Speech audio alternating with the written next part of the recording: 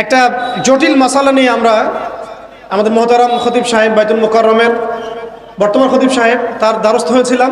একটা মুশকিলা দেখা দিয়েছে। একটা দোয়া শিখিয়ে দেন যে দোয়ায় আমল করলে ইনশাল্লাহ এটা চলে যাবে।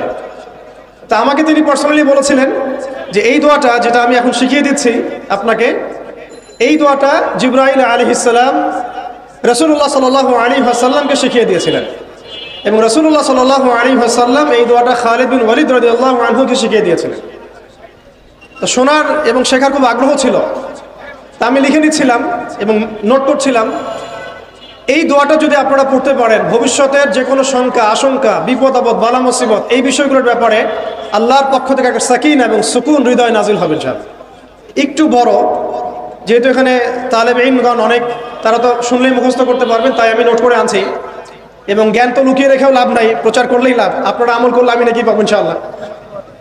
তো এই দোয়াটা হচ্ছে আউযু বিকালিমাতিল্লাহি তাম্মাতিল্লাতি লা ইউজাবিজুহুন্না বাররুন ওয়ালা ফাজির মিন শাররি মা খালাকা ওয়া যারআ ওয়া বারআ ওয়া মিন শাররি মা ইয়ানজিলু মিনাস সামাই ওয়া মা ইয়া'রুজু ফিহা ওয়া মিন শাররি মা যারআ ফিল আরদি ওয়া মা ইয়াখরুজু মিনহা ওয়া মিন শাররি ফিতানিল লাইলি ওয়ান নাহার ওয়া মিন শাররি তাওয়ারিকিল লাইল ইল্লা তাওয়ারিকান ইয়াতরুকু বিখাইরিন ইয়া রাহমান।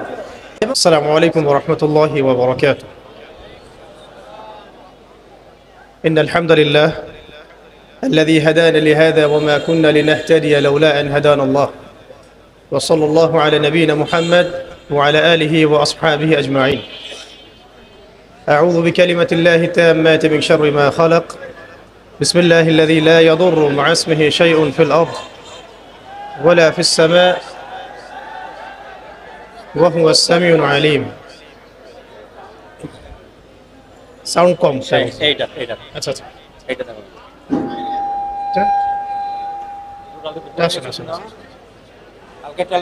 একটু এটা বেশি ভালো হয়ে গেছে আর কি আপনার। আস্তে আরসি গেলেও না বুঝছি দর্শি মারো। ঠিক আছে শেখ? হ্যাঁ হ্যাঁ ঠিক আছে বাস বাস বাস। আলহামদুলিল্লাহ, আল্লাহ পাকের দরবারে অগণিত অসংখ্য কৃতজ্ঞতা প্রকাশ করছি যে আল্লাহ পাক আজকে আমাদেরকে এই দ্বীনি মজলিসে বসার তৌফিক দিয়েছেন। আলহামদুলিল্লাহ। আল্লাহুম্মা লাকাল হামদ হামদান কাসীরান তাইয়িবান মুবারাকান ফীহি কামা ইয়ানবাগী লিজালালি ওয়াজহিক ওয়া আযীমি সুলতানিক। অগণিত অসংখ্য দরুদ এবং সালাত বর্ষিত হোক প্রিয় নবী সাল্লাল্লাহু আলাইহি ওয়াসাল্লামের প্রতি। আল্লাহুম্মা সাল্লি ওয়া সাল্লিম আলা নবিয়িনা মুহাম্মদ ওয়া আলা আলিহি ওয়া আসহাবিহি আজমাইন। সম্মানিত উপস্থিতি, ওলামায়ে কেরাম, বুজুর্গানে দিন যারা আজকের এই মজলিসে উপস্থিত আছেন, সকলকে হৃদয়ের অন্তঃস্থল থেকে আমরা সালাম জানাই। আসসালামু আলাইকুম ওয়া রাহমাতুল্লাহি ওয়া বারাকাতুহু। দীর্ঘ আলোচনা হয়েছে, বরেন ওলামায়ে কেরামগণ আছেন, দীর্ঘ নসিহত আপনারা শুনেছেন। আমি খুব অল্প কথায় মুখতাসার কিছু কথা বলে আমরা আলোচনার রীতি টানব ইনশাআল্লাহ। ওয়া মা তাওফীকি ইল্লা বিল্লাহ আলাইহি তাওয়াক্কালতু ওয়া ইলাইহি উনীব। আমাদের আবরার ভাই আমাকে বলেছিলেন যে তারুণ্যের এই ফিতনাময় পরিবেশে তারুণ্যের বা তরুণ প্রজন্মের কি কি বিষয় করণীয়, এর উপরে একটা মুখতাসার বয়ান প্রস্তুত করতে। তা আমি চেষ্টা করছি মোটা দাগে শুধু 10টা কথা বলার জন্য। আল্লাহ পাক আমাদের সবাইকে শুনে বুঝে আমল করার তৌফিক দান করে না। আমার সামনে যারা বসে আছেন সবাই তরুণ ভাই। তো প্রথম যে কথাটা আমি আরজ করতে চাই সকলের উদ্দেশ্যে, এটা সকলের ক্ষেত্রেই প্রযোজ্য। প্রথম আমাদেরকে আমাদের জীবনের উদ্দেশ্যটাকে ফিক্স করতে হবে। আমরা পৃথিবীতে কি উদ্দেশ্যে এসেছি, এই উদ্দেশ্যটাকে বোঝা এবং সেই অনুযায়ী আমল করা, এটা হলো আমাদের জীবনের প্রথম কাজ। উপস্থিত তারুণ্যের প্রতি আমার প্রথম আজকের নাসিহাত যে আমরা যেন আমাদের জীবনের লক্ষ্য এবং উদ্দেশ্যটাকে উপলব্ধি করতে সক্ষম হই। আল্লাহ পাক সবাইকে তৌফিক দান করে দেন। এ বিষয়ে দুটো কথা আলোচনা করতে চাই। একটা তো আল্লাহ পাক সূরাতুজ যারিয়াতের মধ্যে বলেছেন, বা'দা আউযু বিল্লাহি মিনাশ শাইতানির রাজীম ওয়া মা খালাকতুল জিন্না ওয়াল ইনসা ইল্লা লিয়াবুদুন। আমি জিন জাতি এবং মানব জাতিকে শুধুমাত্র আমার ইবাদত করার জন্যই সৃষ্টি করেছি। তো এখান থেকে আমরা বুঝতে পারছি যে এই পৃথিবীতে আল্লাহ পাক আমাদেরকে পাঠিয়েছেন শুধুমাত্র তার ইবাদত করার জন্যই। আর এটা আল্লাহ পাকের অনেক বড় দয়া যে আল্লাহ রাব্বুল আলামিন আমাদের ব্যক্তিগত কাজ, অর্থনৈতিক কাজ, আমাদের ব্যবসা বাণিজ্য, পরিবার, স্ত্রী সন্তান, মুআমালাত মুআশারাত এগুলোকে ইবাদতের মধ্যে অন্তর্ভুক্ত করেছেন যদি আমরা কয়েকটা শর্ত পূরণ করতে পারি। কাজগুলো যদি আল্লাহ পাকের সন্তুষ্টির জন্য হয় এবং রাসূল সাল্লাল্লাহু আলাইহি ওয়াসাল্লামের তরিকা মোতাবেক হয় এবং রিজিক যদি হালাল হয়, ইনশাআল্লাহ তাআলা স্ত্রীর মুখে অন্ন তুলে দেওয়াও নেকির কাজ বলে গণ্য হবে ইনশাআল্লাহ। তো এই পৃথিবীতে এসেছি আমরা দুটো উদ্দেশ্য নিয়ে। একটা হলো আল্লাহ রাব্বুল আলামিনের ইবাদত করা, যেমনটা আমরা বললাম ওয়ামা খালাকতুল জিন্না ওয়াল ইনসা ইল্লা লিয়াবুদুন।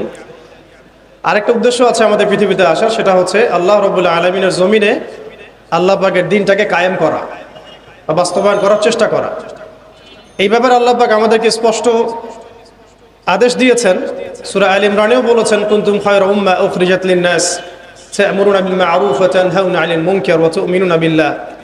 ঠিক একইভাবে আল্লাহ রাব্বুল আলামিন সূরা মুহাম্মাদের মধ্যে বলেছেন ইন তানসুরুল্লাহা ইয়ানসুরকুম ওয়া ইউসাব্বিত আকদামাকুম। তোমরা যদি আল্লাহর দ্বীনকে সাহায্য করো, আল্লাহকে সাহায্য করো, তাহলে আল্লাহ পাকও তোমাদেরকে সাহায্য করবেন। ওয়া ইউসাব্বিত আকদামাকুম, তোমাদের পা আল্লাহ পাক শক্ত করে রাখবেন। আর ওয়া ইন তাতাওয়াল্লাউ ইয়াস্তাবদিল কওমান গায়রাকুম, আর তোমরা যদি মুখ ফিরিয়ে নাও, পৃষ্ঠ প্রদর্শন করো, তাহলে জেনে রেখো আল্লাহ পাক অন্য কওমকে তোমাদের স্থলাভিষিক্ত করবেন এবং তারা তোমাদের মতো হবে না। এই আয়াতগুলো থেকে আমরা বুঝতে পারছি যে আল্লাহ রাব্বুল আলামিনের জমিনে তার দ্বীন কায়েম করা, তার দ্বীনের সহযোগী হওয়া, দ্বীন ইকামতে দ্বীনের কাজ করা, দ্বীন প্রতিষ্ঠার জন্য কাজ করা, এটা আমাদের পৃথিবীতে আসার অন্যতম একটা উদ্দেশ্য। তাই আমি তরুণ ভাইদেরকে হৃদয়ের অন্তঃস্থল থেকে অনুরোধ করব, জীবনের উদ্দেশ্য সম্পর্কে আমরা সচেতন হই। আমরা পৃথিবীতে শুধু খেলতামাশা করতে আসি নাই, সময় নষ্ট করতে আসি নাই, শুধু চাকরির পিছনে ছুটতে আসি নাই, ব্যবসার পিছনে ছুটতে আসি নাই। আমাদের এই পৃথিবীতে আসার একটা উদ্দেশ্য আছে, একটা মোটিভ আছে, সেটা হলো নিজে আল্লাহর ইবাদত করব এবং আল্লাহর দ্বীন এর তাবলীগ, দাওয়াত এবং জিহাদে অংশ নিব, যাতে করে আল্লাহর জমিনে আল্লাহর দ্বীন কায়েম হয়। আল্লাহ পাক আমাদের সবাইকে মকবুল কাফেলায় শামিল করেন, আমিন। দ্বিতীয় যে বিষয়টি আমি বলতে চাই সেটা হলো এই যে মহান একটা মিশন নিয়ে আমরা পৃথিবীতে এসেছি, এটাকে বাস্তবায়ন করতে হলে আমাদেরকে ইলম অর্জন করতে হবে। ইলম অর্জন না করে যদি আমরা কোনো কাজ করতে যাই, সেখানে উপকারের জায়গায় ক্ষতি বেশি হতে পারে। এবং দ্বীনের ইলম একা একা হাসিল করা যায় না, অবশ্যই বরেণ্য এবং মুহাক্কিক উলামায়ে কেরামের সোহবত জরুরি। এই বিষয়টা আমরা অনেকে বুঝতে পারি, অনেকে পারি না। খাস করে যারা জেনারেল ব্যাকগ্রাউন্ড থেকে আমরা উঠে আসছি, অনেকে দেখা যায় দ্বীন আমরা শিখতে চাই ঠিকই, লেখাপড়াও করি, বই পুস্তক পড়ি, অনেকে আরবিও ভালো বলতে পারেন, কিন্তু উলামায়ে কেরামদের সোহবত এবং সান্নিধ্য নেই। এই বিষয়টা এতটা ক্ষতিগ্রস্ত, এতটা ক্ষতির কারণ যে নেক্সট স্রোতে মানুষ ধোঁকা খেতে পারে। এই ইলমের তো দুটো শাখা আছে, একটা দুনিয়াবি জ্ঞান, একটা দ্বীনি জ্ঞান। তো দুনিয়াবি জ্ঞানের জন্য এই বিষয়টাকে আমি শর্ত বলে মনে করছি না, কিন্তু দ্বীনি ইলম অর্জনের জন্য অবশ্যই একজন বরেণ্য মুহাক্কিক উলামায়ে কেরামের সোহবত অবশ্যই জরুরি। এবং দ্বীনি ইলমের বিষয়টা শুধু কিতাবের মধ্যেই সীমাবদ্ধ নয়। কিতাব আমাকে একটা ক্লাসিক্যাল আলেম হওয়ার পর্যায়ে পর্যন্ত নিয়ে যায় ঠিকই, কিন্তু আল্লাহকে চিনতে হলে, আল্লাহকে পেতে হলে, আল্লাহর মারেফত হাসিল করতে হলে একটা আধ্যাত্মিক জ্ঞানের প্রয়োজন আছে। এই জ্ঞানটা আপনি কিতাবের মধ্যে পাবেন না। এটাকে হাসিল করতে হলে অবশ্যই আল্লাহওয়ালা বুজুর্গ মানুষদের সোহবতে আসতে হবে। ঠিক যেমন নবী মুসা আলাইহিস সালামকে আল্লাহ রাব্বুল আলামিন বলেছিলেন তোমার চেয়েও জ্ঞানী মানুষ পৃথিবীতে আছে। সূরা কাহফে বিস্তারিত ঘটনা আছে, এতটা বলার সময় এখানে নাই, আপনারা পড়ে নিতে পারবেন। মুসা আলাইহিস সালাম যুগ যুগ সফর করেছেন সেই ব্যক্তিকে পাওয়ার জন্যে যাকে আল্লাহ রাব্বুল আলামিন তার পক্ষ থেকে খাস করে জ্ঞান দিয়েছেন। সেই ব্যক্তির নাম খিদর আলাইহিস সালাম। তিনি এমন কিছু দেখছেন খিদর আলাইহিস সালাম যেটা মুসা আলাইহিস সালাম বুঝতে পারছেন না। মুসা আলাইহিস সালাম নবী হওয়ার পরেও বুঝতে পারছিলেন না কেন নৌকা ফুটা করা হচ্ছে, কেনই বা বাচ্চাটাকে হত্যা করা হলো, আর কেনই বা দেয়ালকে নির্মাণ করা হলো। খিদর আলাইহিস সালামকে আল্লাহ রাব্বুল আলামিন এমন আধ্যাত্মিক জ্ঞান দিয়েছিলেন, আল্লাহর মারিফত দিয়েছেন, তিনি এমন কিছু দেখতে পারছেন দূর পর্যন্ত যেটা মুসা আলাইহিস সালাম বুঝতে পারছেন না। হাদিসের মধ্যে তো এটাও এসেছে, সেদিন যদি মুসা আলাইহিস সালাম এত প্রশ্ন না করতেন তাহলে হয়তো আরো অনেক জ্ঞান জানা যেত, কামা ক্বালা আলাইহিস সালাম। এই কারণে আমি তরুণ প্রজন্মকে নসিহত করতে চাই, দিনই ইলম অর্জন করছি, মাশাআল্লাহ, বই পুস্তক পড়ছি, অনেকে অনেক প্রতিষ্ঠানে পড়ছেন, তবে অবশ্যই মাথার উপরে মুরব্বী ওলামায়ে কেরামদেরকে রাখতে হবে। এটা ব্যতীত যদি আমরা দিনের কাজ করতে চাই, কথা বলতে চাই, বা দিনের কোনো দাওয়াত তাবলিগ বা জিহাদের বিষয়ে আমরা ফিকির করি, সেখানে আমরা নিজেরাও বিভ্রান্ত হতে পারি, মানুষকে বিভ্রান্ত করতে পারি। তাই এটা হচ্ছে আমার দ্বিতীয় নসিহা আমাদের তরুণ ভাইদের প্রতি। আল্লাহ পাক আমরা সবাইকে বরেণ্য ওলামায়ে কেরামদের সোহবত নসিব করেন, আমিন। আরেকটা বিষয় এখানে আমি নিজে থেকে অ্যাড করতে চাই, সেটা হলো যে আমরা এখন অনেকেই অনলাইন কেন্দ্রিক চিন্তাভাবনা করি। অনলাইনে কে কত ভাইরাল, কার কত ভিউজ বেশি হয়, হ্যাঁ, কার ফ্যান ফলোয়ার্স কত বেশি, এগুলো আমাদের কাছে এখন হকের মানদণ্ড হয়ে গেছে, অনেকের কাছে, সবার কাছে নয়। এটা একটা মুসিবত, এটা খাসারা। মনে রাখবেন, বরেণ্য উলামায়ে কেরাম এবং আল্লাহর ওলিগণ নিজেদেরকে এত জাহির করেন না, তারা নিজেদেরকে লুকিয়ে রাখতে চান, তারা ইজহার করা পছন্দ করেন না, তারা হক এবং বাতিলের মধ্যে মিশ্রণ ঘটান না, তারা হক এবং বাতিলকে স্পষ্ট করে দেন। তারা পৃথিবীতে মাজলুম হন, নিভৃতচারী হন। তাদের অবস্থা তো এমন হয় যে তারা দিনের বেলার ঘোড়সাওয়া, রাতের বেলার দরবেশ। তো এই ব্যাপারে ইমাম মালিক রহমতুল্লাহ আলাইহির একটা কওল আছে, জ্ঞান কারো কাছে আসে না, জ্ঞানের কাছে যেতে হয়। তাই আমাদেরকেও সেই রকম বুজুর্গ আলেমকে খুঁজে বের করতে হবে। এমন নয় যে আপনার ঘর পর্যন্ত তিনি হেঁটে আসবেন, এমনটা নাও হতে পারে। তা আল্লাহ পাক আমাদের সবাইকে জ্ঞানের কাছে যাওয়ার তৌফিক দান করেন, আমিন।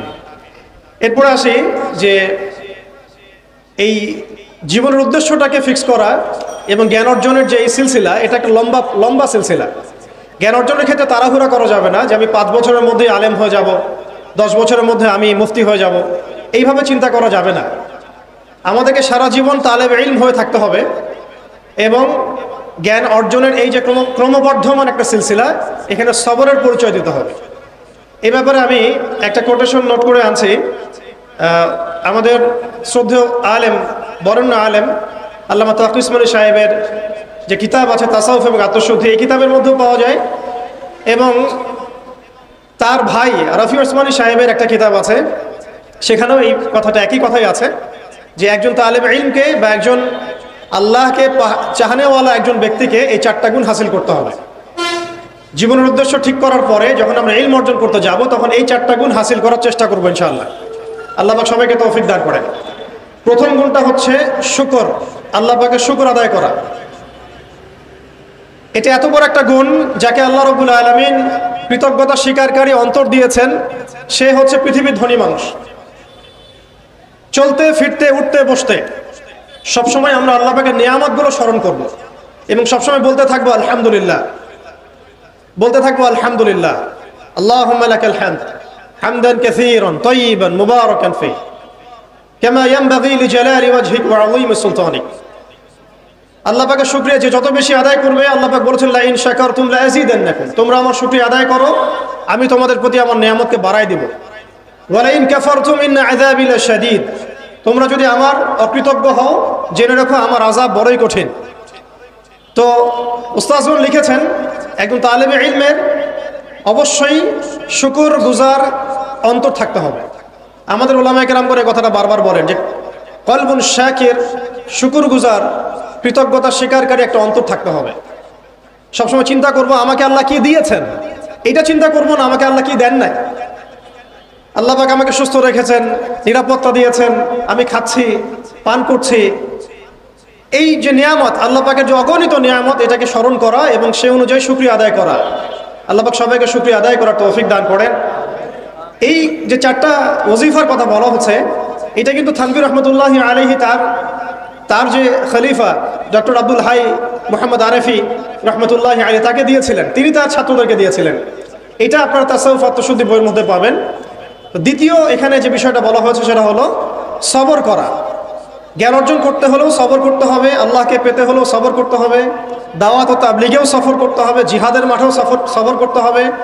আমাদের ব্যক্তি জীবনে সবর থাকে, পারিবারিক জীবনে সবর, ব্যবসায় সবর, চাকরিতে সবর। যেটাই আমার মর্জির খেলাফ হচ্ছে তখনই সবর করতে হয়, আর এটা একটু কঠিন। এই কারণে আল্লাহ রাব্বুল আলামিন সবরের সাথে মাইয়াতের ঘোষণা দিয়েছেন। যে ব্যক্তি সবর করবে আল্লাহ তার সাথে থাকবেন ইনশাআল্লাহ। এই জন্য আল্লাহ পাক বলেছেন ইন্নাল্লাহা মাআস সাবিরিন, সবরকারীদের সাথে আল্লাহ পাক আছেন। এটা কঠিন, এই কারণে যখন মর্জির খেলাফ কোনো কিছু হবে তখন আমাদের আলেমগণ বলেন সবসময় পড়তে থাকা যে ইন্না লিল্লাহি ওয়া ইন্না ইলাইহি রাজিউন। এটা মাইয়াতের সাথে খাস দোয়া নয়, এটা শুধু মৃত্যুর সাথে খাস কোনো দোয়া নয়, এটা যখনই সবরের হালত আসবে তখনই পড়তে হয় ইন্না লিল্লাহি ওয়া ইন্না ইলাইহি রাজিউন। কারণ উলাইকা আলাইহিম সালাওয়াতুম মির রাব্বিহিম ওয়া রাহমা ওয়া উলাইকা হুমুল মুহতাদুন। এটা হেদায়েত পাওয়ার মাধ্যমও বটে এবং তাদের সাথে আল্লাহ পাকের রহমত আছে। তো শুকরগুজার অন্তর এবং সবরকারী অন্তর আল্লাহ পাক সবাইকে নসিব করেন, আমিন।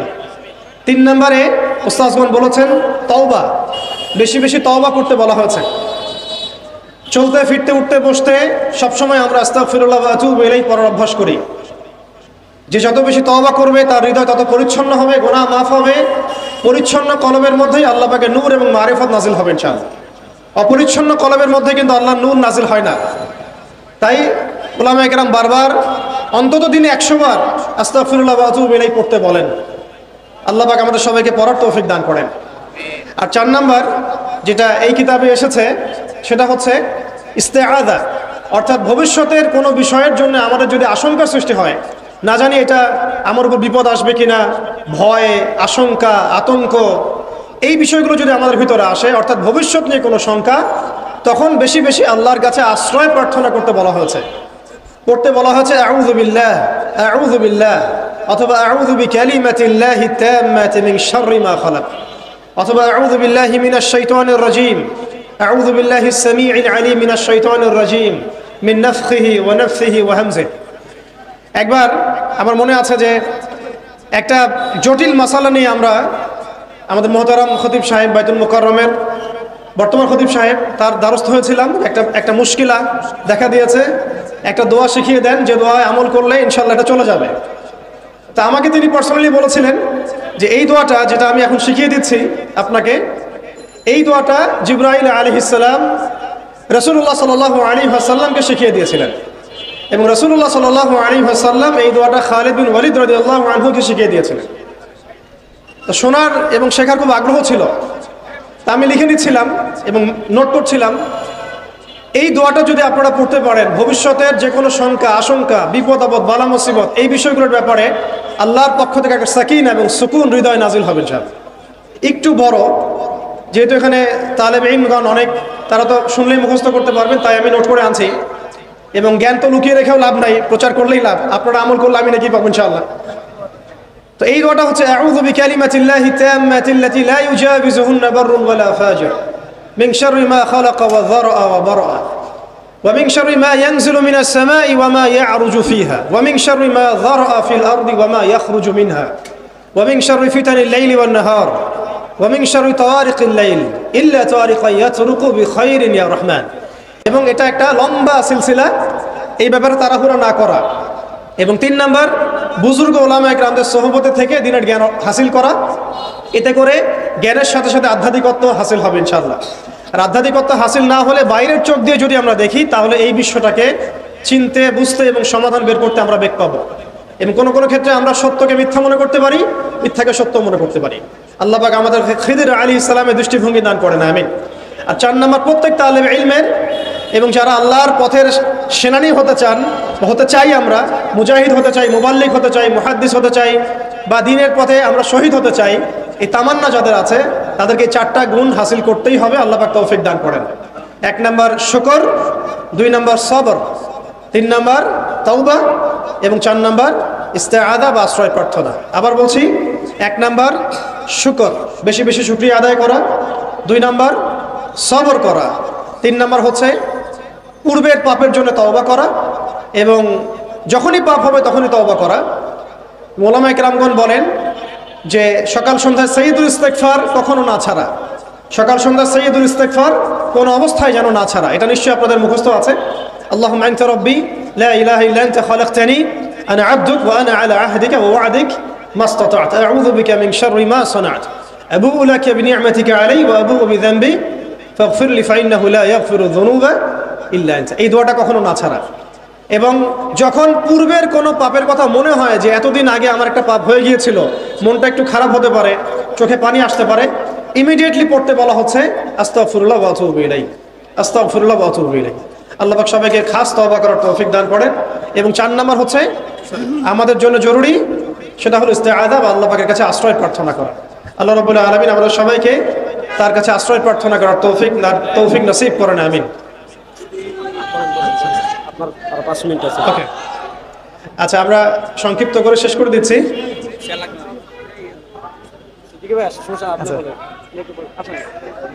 আমাদের একজন বরেণ্য ওলামা কেরাম চলে আসছেন, তা আমাকে আরো ছোট করতে হচ্ছে। আসসালামু আলাইকুম। আপনি বললেন না, ঠিক আছে, আপনার জিম্মাদারি পালন করতেছে। আল্লাহ। তো 4টা বিষয় বলেছি আমি। 5 নাম্বারটা হচ্ছে যে চলমান যে ফিতনাগুলো আছে আমাদের সামনে, এই ফিতনাগুলোকে কাগজে কলমে আইডেন্টিফাই করা। আমি সহজ করে দিই আপনাদের জন্য। আমাদের সামনে ফিতনাগুলো কয়েকটা ক্ষেত্রে বিভক্ত। একটা হচ্ছে ব্যক্তিগত ক্ষেত্রে ফিতনা, একটা হলো আমাদের শিক্ষা ক্ষেত্রের ফিতনা, একটা হলো আমাদের অর্থনৈতিক ক্ষেত্রের ফিতনা, একটা হলো সাংস্কৃতিক ক্ষেত্রের ফিতনা, একটা পারিবারিক ক্ষেত্রে এবং একটা রাষ্ট্রীয় ক্ষেত্রে, এবং এর চেয়ে বড় পরিসরে আছে বৈশ্বিক ক্ষেত্রে কিছু ফিতনা। এই ফিতনাগুলোকে আমাদেরকে কাগজে কলমে এবং আল্লাহর নূর দিয়ে, কোরআন সুন্নাহর চোখ দিয়ে আইডেন্টিফাই করতে হবে এবং সেগুলোকে সমাধানের পথ খুঁজে বের করতে হবে। আল্লাহ পাক আমাদের সবাইকে তৌফিক দান করেন, আমিন। 6 নম্বর হচ্ছে যে আমাদের যে গন্তব্য যে আমরা চাই আল্লাহর জমিনে দিন কায়েম হোক, এই গন্তব্যে ইস্তেকামা ধরে রাখা বা ধারাবাহিকতা বজায় রাখা। এমন যেন না হয় যে আমাদের কিছুদিনের কাজ খুব গতিসম্পন্ন হচ্ছে এবং বাকি কাজ মন্থর হচ্ছে, এমনটা যেন না হয়। সিরাতের সুন্নতে নবী সাল্লাল্লাহু আলাইহি ওয়াসাল্লাম যেভাবে দীর্ঘ 23 বছর তার দাওয়াত এবং জিহাদের মিশন চালিয়েছেন, এইভাবে আমরা যেন আমাদের এই গন্তব্যটাকে হাসিল করতে পারি এবং সবর বজায় রাখি, ইস্তেকামা ধরে রাখি, আধ্যাত্মিকত্ব ধরে রাখি এবং যা জানি তার উপর আমল করার চেষ্টা করি, সুন্নাহ ভিত্তিক জীবনযাপন করার চেষ্টা করি। আল্লাহ পাক সবাইকে তৌফিক দান করেন, আমিন। 7 নম্বর দরকার হচ্ছে আমাদের হালাল রিজিক। যদি রিজিকটা আমাদের হালাল না হয়, তাহলে এই যে এত বড় বড় কথা বলছি বা এত বড় স্বপ্ন দেখছি, এগুলো কিন্তু ভাই আসলে বাস্তবায়ন করা খুব কঠিন হবে, কোনো কোনো ক্ষেত্রে হয়তো সম্ভবও হবে না। ইন্নাল্লাহা তাইয়্যিব লা ইকবালু ইল্লা তাইয়্যিব। আল্লাহ পাক পবিত্র, তিনি পবিত্র ছাড়া কিছু কবুল করেন না। আর এখন রিজিকের মধ্যে যত ফিতনা, সুদের ফিতনা আছে, ঘুষের ফিতনা, দুর্নীতির ফিতনা, কাগজের টাকার হারামের কিছু ফিতনা চলে আসছে এর ভিতরেও, ক্রিপ্টোকারেন্সির ফিতনা আসতেছে সামনে। এছাড়া আছে আমাদের মার্কেটের সিন্ডিকেট, পণ্য মজুত করা, বাপে কম দেয়া, মানে হারাম খাওয়ার যতগুলো অপশন আছে, আমার মনে হয় এই জামানায়, এই যুগে এটা সবচেয়ে বেশি উন্মুক্ত আমাদের সামনে। তো হারাম খাওয়া সহজ, হালালে চলা একটু কঠিন, তবে হালাল খাওয়াটা অসম্ভব নয়। আল্লাহ পাক সূরা তালাকের মধ্যে বলেছেন, ওয়া মান ইয়াত্তাকিল্লাহ ইয়াজআল লাহু মাখরাজা। যে ব্যক্তি আল্লাহকে ভয় করে, আল্লাহ পাক তার জন্য রাস্তা বের করে দেন। ওয়া ইয়ারযুকহু মিন হাইসু লা ইয়াহতাসিব। এবং এমন উৎস থেকে আল্লাহ পাক তাকে রিজিক দেন যা সে কখনো কল্পনাও করে নাই। আল্লাহ পাক আমাদের সবাইকে হালাল খাবার তৌফিক দান করেন, আমিন। 8 নাম্বার এবং 9 নাম্বার একসাথে বলে শেষ করছি। সেটা হলো আমাদের প্রত্যেককে কমপক্ষে পার্ট টাইম দাওয়াতের কাজ করতে হবে। দাওয়াত এবং তাবলীগের কাজটা এটা এখন আমভাবে সকলের উপর বর্তিয়ে গিয়েছে। এটা ব্যাপারটা এমন নয় যে ওলামায়ে কেরামগণ দাওয়াতের কথা বলবেন, তাবলীগের কথা বলবেন, আমাদের উপর কোনো জিম্মেদারি নাই, ব্যাপারটা কিন্তু এমন নয়। আমাদের প্রত্যেককে সৎ কাজে আদেশ করতে হবে, অসৎ কাজে নিষেধ করতে হবে। এবং আপনারা তো সবাই জানেন, হুযায়ফা রাদিয়াল্লাহু আনহু থেকে যে হাদিসটা বর্ণিত হয়েছে, সহিহ মুসলিম শরীফে এসেছে, যে যদি আমরা সৎ কাজে আদেশ না করি, অসৎ কাজে নিষেধ না করি, তাহলে আল্লাহর পক্ষ থেকে বিপদ আপদ, বালা মুসিবত, গজব আসবে। এই সময় ওই কম দোয়া করবে, কিন্তু এই দোয়া আল্লাহর দরবারে কবুল হবে না। আল্লাহ রাব্বুল আলামিন আমাদের সবাইকে সৎ কাজে আদেশ করার তৌফিক দান করেন, অসৎ কাজে নিষেধ করার তৌফিক দান করেন, হালাল খাওয়ার তৌফিক দান করেন এবং দাওয়াত ও তাবলীগের সবাইকে এই মেহনতে যুক্ত থাকার তৌফিক দান করেন। আর সর্বশেষ যে কথাটা বলতে চাই সেটা হলো, এই দিন কায়েমের যে স্বপ্ন, এই স্বপ্নে আমাদের সবার দাওয়াতের সাথে জিহাদের তামান্না থাকতে হবে, শাহাদাতের মৌতের তামান্না থাকতে হবে। আমি আবারও রিপিট করছি, এই মিশনে আমাদের সবাইকে দাওয়াত এবং তাবলীগের সাথে জিহাদের তামান্না এবং শাহাদাতের তামান্না থাকতে হবে। হাদিসে স্পষ্ট এসেছে, যে ব্যক্তি জিহাদ করে না বা জিহাদের আকাঙ্ক্ষাও করে না, যে ব্যক্তি জিহাদ করে না এবং জিহাদের আকাঙ্ক্ষাও কখনো করে না, সে ব্যক্তি যেন মুনাফিকের মৃত্যুর একটা শাখার উপর মৃত্যুবরণ করলো। আল্লাহ পাক আমাদের সবাইকে নেফাকি থেকে হেফাজত করেন, আমিন। সম্মানিত উপস্থিতি এবং আমার সামনে উপবিষ্ট তরুণ প্রজন্মের দিনী ভাইরা, এই 10টা কাজ যদি আমরা করতে পারি, আমরা আশা করি এই 10টা কাজের সমন্বয় হলে আস্তে আস্তে হলেও আমরা ইনশাআল্লাহ তাআলা অচিরেই বাংলার জমিনে পরিপূর্ণ দিন কায়েম বলতে আমরা যা বুঝি আল্লাহর জমিনে আল্লাহর দিন প্রতিষ্ঠা এবং শরিয়া বিধান প্রতিষ্ঠা, এটা কোনো অসম্ভব বিষয় নয় এবং এটা কোনো সময় সাপেক্ষ বিষয় হবে না ইনশাআল্লাহ। আল্লাহ পাক আমরা সবাইকে 10টা কাজ করার তৌফিক দান করেন। শেষ করার আগে আমি আরেকবার রিপিট করছি, আমাদের সবাইকে আল্লাহ পাক জীবনের লক্ষ্য এবং উদ্দেশ্যকে নির্ধারণ করার, ফিক্স করার তৌফিক দান করেন। দুনিয়ার মহব্বত আমাদের হৃদয় থেকে আল্লাহ পাক দূর করে দেন, আখিরাতের মহব্বত আমাদের মধ্যে দান করেন। দ্বিতীয় বিষয় হচ্ছে আমাদের সবাইকে এই মিশনে কাজ করার জন্য প্রথম যেটা দরকার জ্ঞান অর্জন করা, সেই জ্ঞান অর্জন আল্লাহ পাক সবাইকে করার তৌফিক দান করেন এবং সেই জ্ঞান অর্জন উলামায়ে কেরামদের সোহবতে করার তৌফিক দান করেন। মাথার উপরে বুজুর্গ আলেম রাখার তৌফিক দান করেন। পাশাপাশি যে 4টা খাস গুণাবলীর কথা আমি বলেছি, শুকর, সবর এবং তাওবা এবং ইস্তেআযা, এই 4টা হাসিল করার তৌফিক দান করেন। হালাল রিজিক খাওয়ার তৌফিক দেন এবং সৎ কাজে আদেশ করার, অসৎ কাজে নিষেধ করার তৌফিক দান করেন। দাওয়াত ও তাবলীগের সাথে আল্লাহর রাস্তায় জিহাদ এবং শাহাদাতের তামান্না আল্লাহ পাক আমাদের সবার কলবের মধ্যে বসায় দেন, আমিন। ওয়া আখিরু দাওয়ানা আনিল হামদুলিল্লাহি রাব্বিল আলামিন। সুবহানাকা আল্লাহুম্মা বিহামদিক আশহাদু আল্লা লা ইলাহা ইল্লা আনতা আস্তাগফিরুকা ওয়া আতুবু ইলাইক। আসসালামু আলাইকুম ওয়া রাহমাতুল্লাহ। আলহামদুলিল্লাহ, অত্যন্ত গুরুত্বপূর্ণ নসিহত পেশ করেছেন সময়ের আলোচিত দায়ী